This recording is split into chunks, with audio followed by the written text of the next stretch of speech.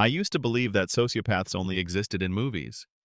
Ruthless, manipulative, always plotting in the shadows, that was the image I carried with me. But reality taught me something different.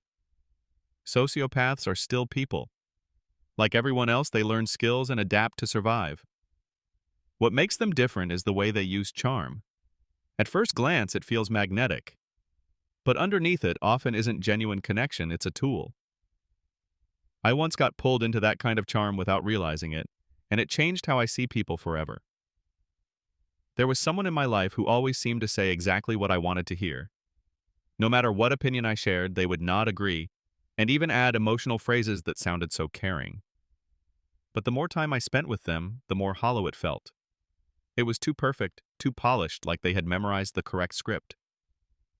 Later, I discovered that sociopaths can empathize, but it doesn't happen naturally. They have to consciously switch it on, and most of the time they don't bother unless it benefits them. It didn't stop with words. Their emotions felt staged too.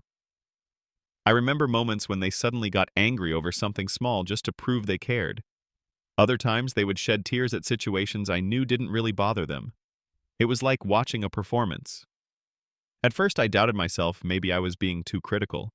But deep down, I knew I was watching someone acting, not someone feeling.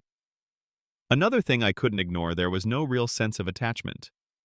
Usually when I grow closer to friends or family, it happens slowly, shared time, shared trust. But this person could switch on their warmth instantly, even with strangers. It felt impressive at first, but later I realized it was rehearsed charm, not natural bonding. Conversations revealed the same pattern. I found myself doing most of the talking while they gave away almost nothing about themselves. In the beginning, I thought they were mysterious, even intriguing. But the truth was, they were gathering information, storing it for later while keeping their own life hidden. I was carrying the weight of the entire conversation, and they wanted it that way.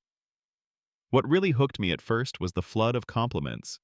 They praised me for everything, my ideas, my kindness, even the smallest details I barely noticed about myself. It felt amazing, like finally being seen and valued. But over time I realized those compliments weren't born from genuine appreciation. They were calculated, used as keys to unlock my trust. Once I was hooked, the hot and cold game began. One moment they were the most supportive person in my life, checking in on me, making me feel like I mattered.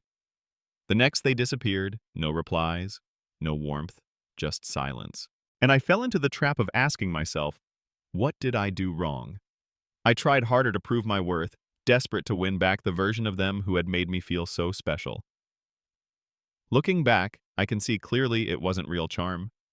It was manipulation dressed as intimacy. That experience was a wake-up call. Sociopaths aren't as common as we sometimes imagine, and not everyone who shares one or two of these traits is a sociopath. Some people might simply be shy or socially awkward. But what I learned is this genuine charm comes from time trust and emotional honesty. False charm leaves you feeling controlled, anxious, and confused. Now, whenever I sense that someone's words or actions feel too rehearsed, too performative, I give myself space to step back and observe. I no longer ignore my intuition. And that's the lesson I want to share with you. Protect your boundaries and learn to tell the difference between authentic connection and practiced manipulation. So, let me ask you, have you ever felt drawn to someone whose charm later turned out to be an act? Share your story below. And don't forget to subscribe to Hi Day Psych, where we grow, heal, and learn to see people and ourselves more clearly every day.